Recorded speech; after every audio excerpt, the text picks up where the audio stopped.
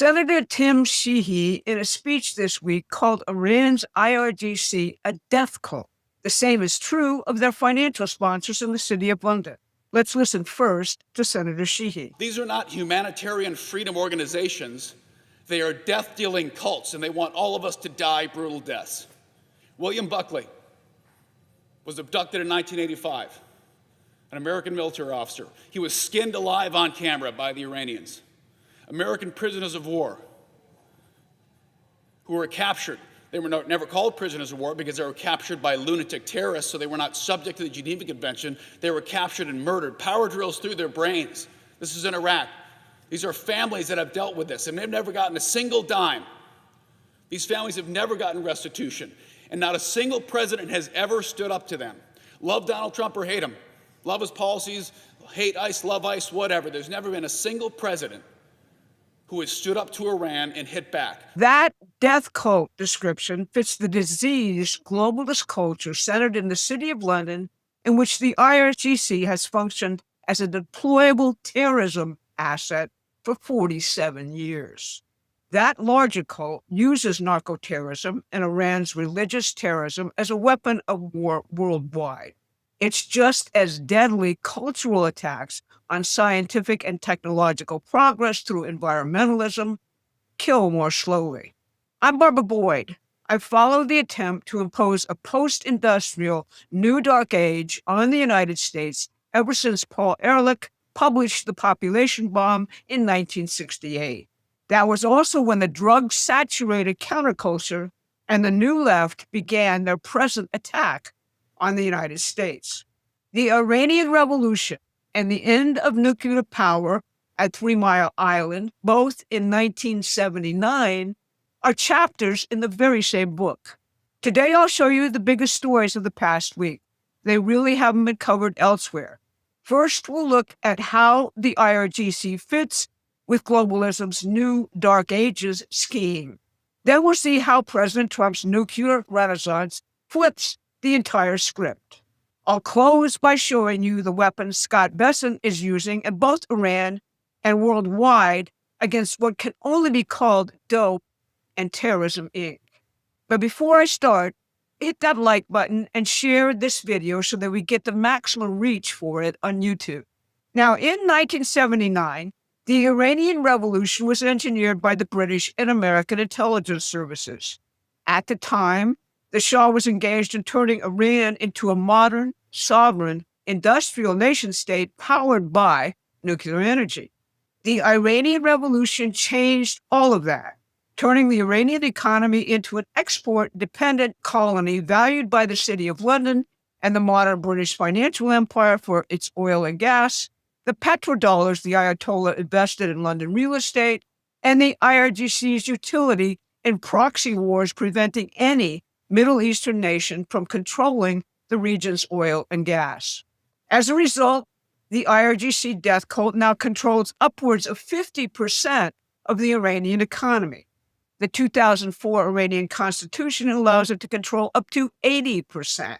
The IRGC's construction arm, Qatam al-Anabiyya, does build real things, dams, pipelines, oil refineries, and it employs significant parts of the population, but is run by a select group of IRGC insiders who report only to the Ayatollah. Banyad, supposedly tax-exempt religious charities around since the Shah's regime, exercise vast economic and political power, making parliament a sideshow. The largest one, Banyad Mostasavan, is worth billions, holding stakes in energy, mining, finance, and construction. Its holdings are supposed to benefit the poor, but in reality, it is controlled directly by the Ayatollah and used to finance the regime and its terrorist proxies. These structures, tax-exempt chartered entities reporting only to the Ayatollah, with their own companies and police and military offshoots, are very similar to the way the British East India Company functioned within the old British Empire. A feudal state within a state holding the Iranian economy together, employing its people, and enforcing continued loyalty to the regime. Iran's current state, is a product of the neo-feudalist worldwide environmentalist movement. It was a globalist effort to freeze or kill forward technological development worldwide in order to preserve the power of a small elite. In 1968, a small circle of elite industrialists founded the Club of Rome, pronouncing the absolute need for limits to economic growth. By 1975, Henry Kissinger had issued National Security Memorandum 200 as the national security strategy of the United States. It said that industrial development and the population growth which followed it in the Third World and elsewhere threatened the monopoly on scarce natural energy resources and therefore threatened the United States. Population control was urgent, development was effectively stopped. There is a straight line of development from NSM 200 to Mark Carney's Global Alliance for Net Zero, which the Biden administration fully supported and implemented. It attempted to restrict credit for energy development globally to only those green energy sources capable of powering small and really impotent states. Obviously, this picture is not what the media tells you about this conflict. You can find more of this analysis by subscribing to our free newsletter at PrometheanAction.com. Now, yesterday, President Trump flipped the entire script. Here he is presenting the antidote to this poison in the Oval Office. Last year, I signed 4 historic executive orders to reignite a wave of progress in America's nuclear power production and promote this abundant, affordable, unlimited supply of energy for the American people. As part of this effort, I directed Secretary of Energy Chris Wright to establish a pilot program for advanced reactors and see at least 3 cutting-edge reactors started up safely by the 4th of July. And what we've done has been pretty much of a miracle. Most believe the goal was impossible, but I'm delighted to say that 4 companies succeeded in meeting that deadline for the greatest in the world at this subject. Here's Secretary of Energy Wright. In the last 30 or 40 years, the American nuclear industry has been quiescent. Most of the reactors built around the world have been built by Russia and China, both in their countries and abroad. President Trump said enough of that. America is going to be back as the leader in the nuclear space, in large reactors and in next generation small reactors. He set a bold goal. It's been exceeded. And I'm incredibly proud to be standing here with these fabulous entrepreneurs next to me. In 1979, the same year that the Iranian Revolution destroyed the Shah's plan to develop his country, the 3 Mile Island accident destroyed nuclear power in the United States and began our own descent into recolonization by the globalist empire. The 4 private nuclear companies who met the president's deadline have their feet firmly planted in the new economy of our future. They have all built working microreactors based on new designs and aim to put them online by 2028. Antares Nuclear is building reactors designed to power the Golden Dome defense against nuclear missiles, space exploration, and space colonization. Velar Atomic Energy is building modular reactors to function in clustered gigasites to produce synthetic hydrocarbons, hydrogen, and clean fuels alongside massive energy for the U.S. military and heavy industry. Deployable Energy's containerized microreactors are designed for defense missions, remote communities, mining states, and critical infrastructure resilience. Aleo Atomic is building small reactors to power AI data centers. Isaiah Taylor of Velar Atomic pretty much summed up the moment. Mr. President, thank you so much for your leadership in this moment. I think that the United States has been a leader in nuclear energy since the very beginning. We were the first ever to turn on an advanced reactor in the world. We were also the first to turn on any type of nuclear reactor in the world.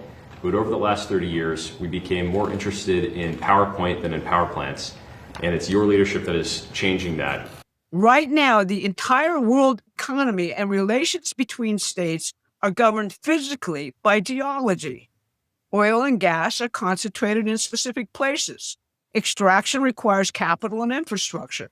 And moving the fuel to where it's consumed creates checkpoints and very dependent economic relationships. The nuclear energy renaissance blows up that entire primitive and feudal system. Energy becomes cheap and mobile.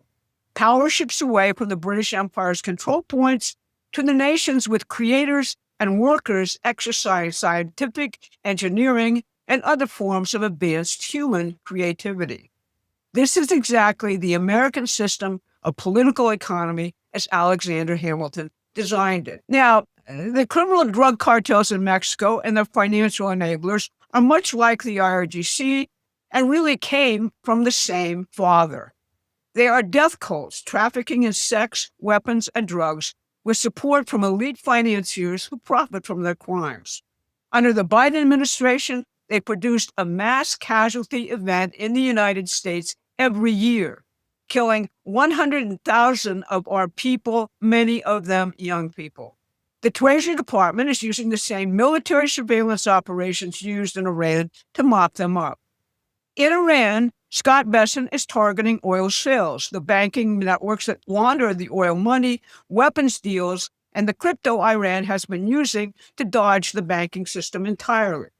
The Treasury began by freezing $344 million in crypto tied to Iran, and by late May, Bessent said the total seized had climbed past $1 billion. The Treasury crypto seizures began in London in January. Bloomberg followed suit with exposés showing that the Ayatollah Khamenei and the IRGC had invested millions in London real estate. Treasury estimates the U.S. pressure campaign could be costing Iran $170 million a day in lost oil revenue. And they've said plainly that they're not done. They are targeting airlines and shipping companies next if Iran doesn't make a deal. In early 2025, the Trump administration designated the Mexican drug cartels as foreign terrorist organizations, just like the IRGC. That unleashes sanctions, asset seizures, and enhanced prosecution using all the surveillance and intelligence tools of war. Treasury has run a sustained, nearly monthly campaign against the Sinaloa cartel's financial infrastructure ever since. In March 2025, Treasury sanctioned 23 individuals and entities involved in getting the precursors for fentanyl. In October 2025, Treasury hit the Los Chapitos faction specifically, the branch run by the fugitive sons of El Chapo, sanctioning 8 individuals and 12 Mexican-based companies, including the precursor supply firm Sumilab. The most aggressive single action came just this week. On July 23rd, Treasury announced what it called the largest action ever taken against the CGNG cartel, sanctioning more than 50 individuals and entities across the cartel's leadership, drug trafficking cells, and illicit finance networks. The leaders of the cartels and government officials supporting them have been arrested and indicted at the same time. In February 2025, Mexico extradited dozens of high-level cartel figures to the United States, kicking off the campaign. In August, Mexico extradited another 26 suspected high-ranking traffickers and 17 family members of Sinaloa cartel founder El Chapo Guzman. Mexican military forces with U.S. assistance killed CGNG leader El Mencho during a military operation in Alaska. In April of this year, Southern District of New York prosecutors charged the sitting governor of Sinaloa and 9 other current and former Mexican officials with providing protection to Sinaloa cartel leaders in exchange for bribes.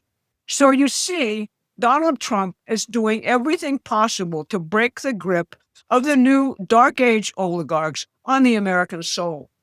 As opposed to what you read in the press, just look at the people pioneering the nuclear renaissance who gathered in the White House yesterday. They are young and exceptional. That's why the globalists are doing everything in their power to either kill Trump or neuter him in the midterm elections. At Promethean Action, we're dedicated to showing you the real armies and real battle lines in the war for our republic every week. This is the ammunition we all need to win this war. You can help us grow by becoming a paid subscriber to our weekly newsletter or by contributing as much as you can. This has been your Saturday Wrap. Thanks for listening. Please take a moment and subscribe to our free newsletter at prometheanaction.com.